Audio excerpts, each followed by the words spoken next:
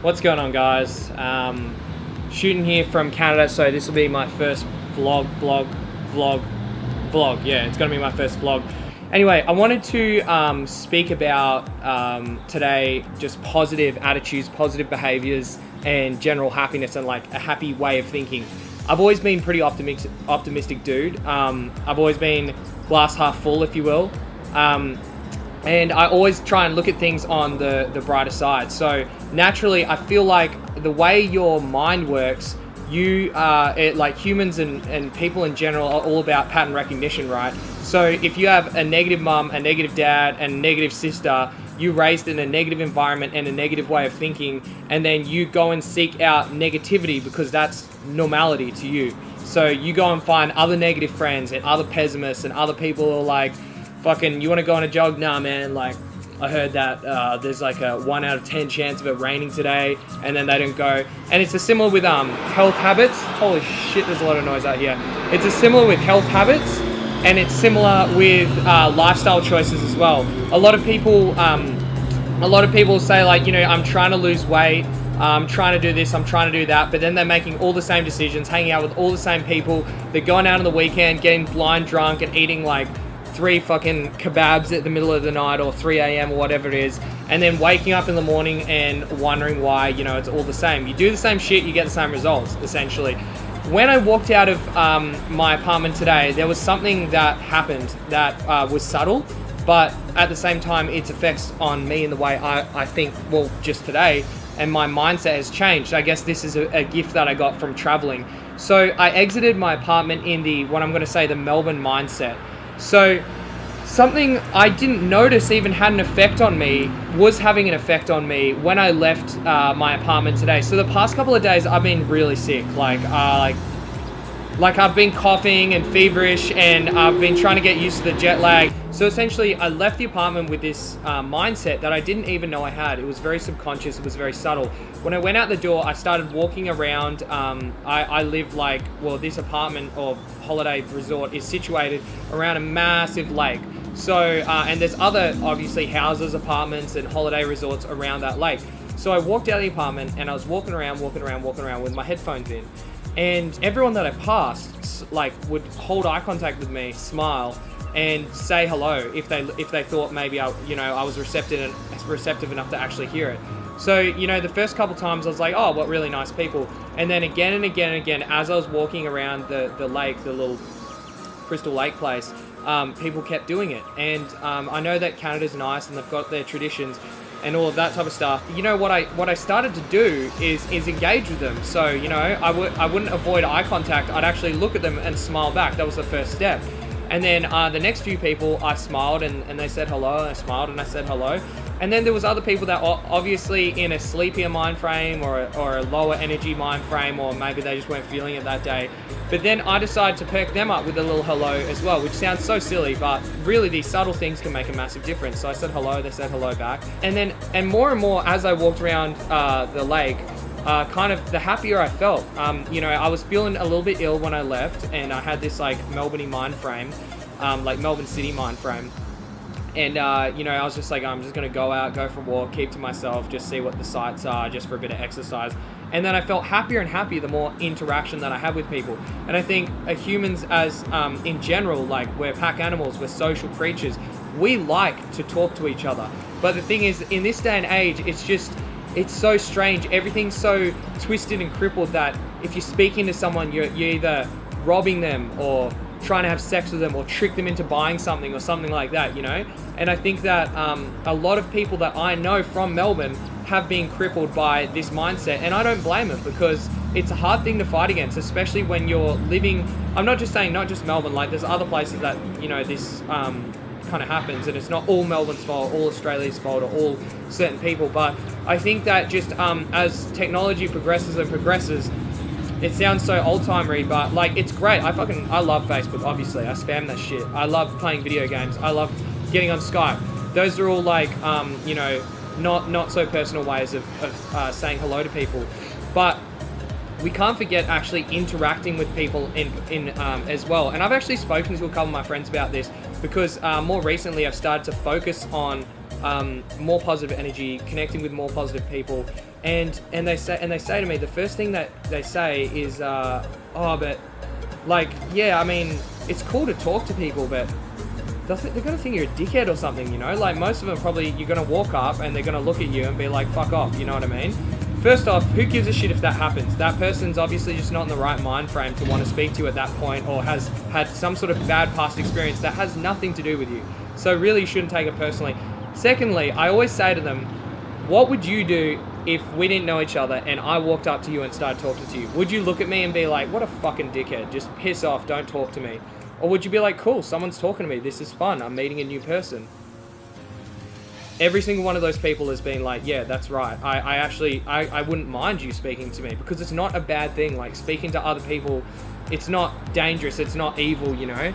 Obviously, circumstantially, you don't want to be speaking to people like 3 a.m. in an alleyway, then you might want to have your wits about you. But so anyway, yeah, I was going around and it was kind of like, it was almost like metaphorical, like, the more I go around and like fucking, the more I open my mind up. But yeah, and then on the way back, I was just in such a good mood that I was socializing and speaking with people that I didn't know and saying hello. And, you know, the Canadians would be like, you know, how are ya?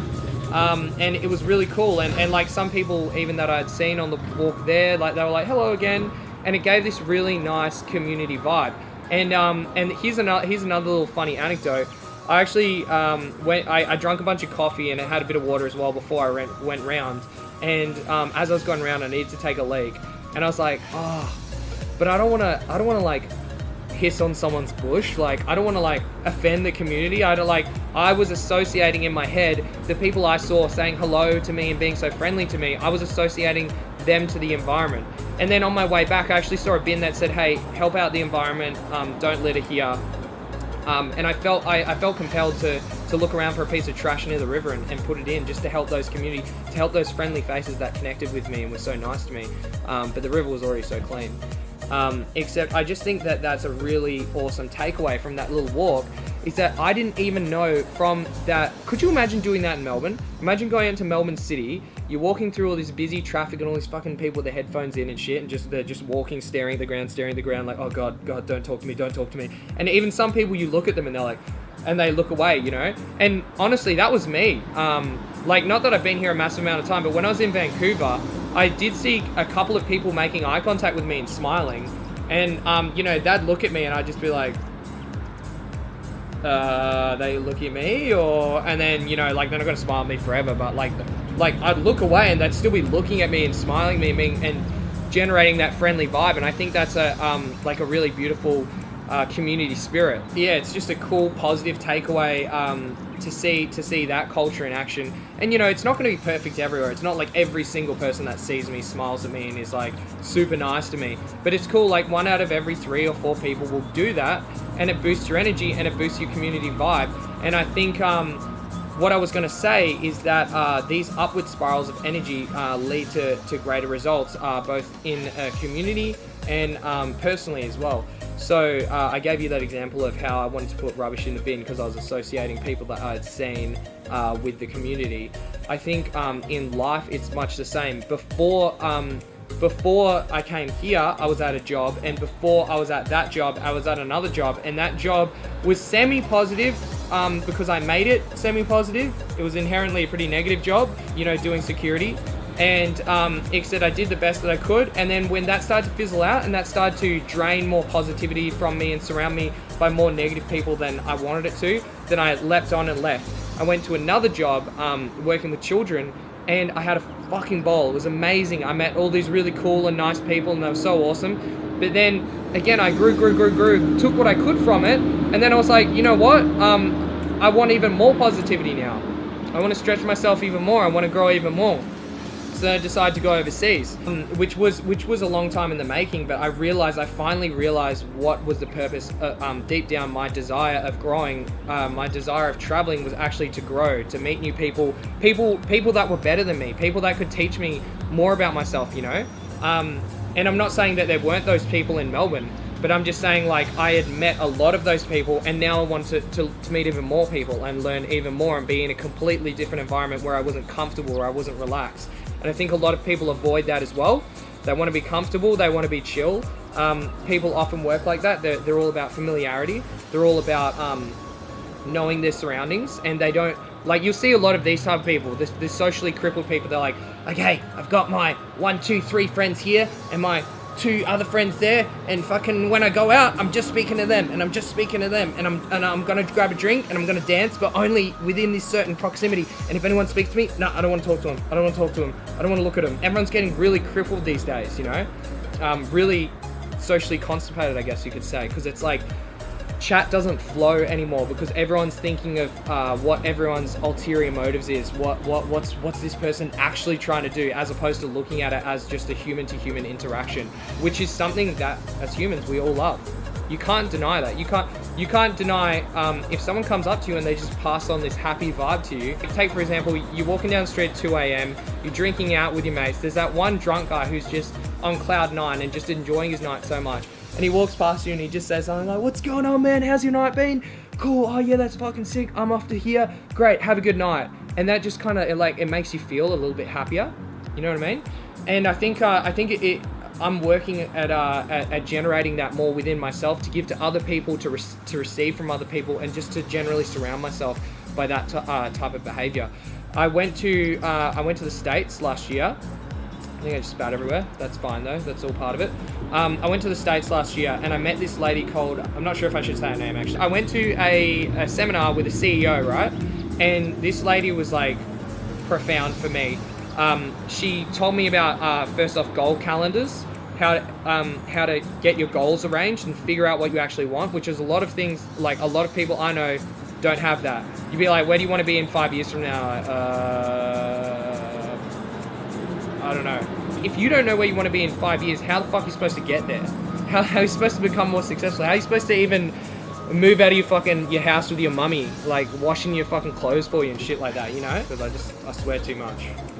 Sorry for any PG viewers. If mum and dad are watching with little Timmy, I'm not swearing because I'm an angry person. I'm swearing just because I'm bogan trash.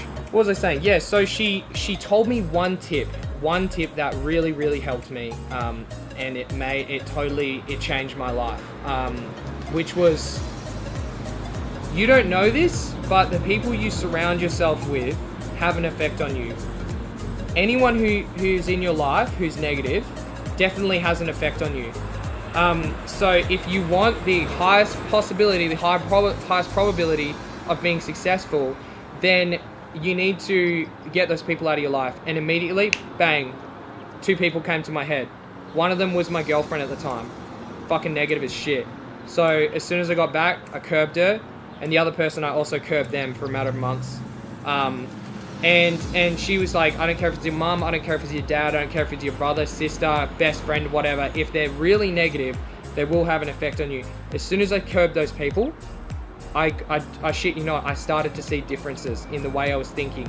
Because think about this. You probably got that one friend that every time you go out, they fucking make fun of the way you dance, or bag you for not drinking enough, or drinking fucking too much, which isn't usually an Australian thing that people get bagged out for, or they bag you on the way you dress or something like that.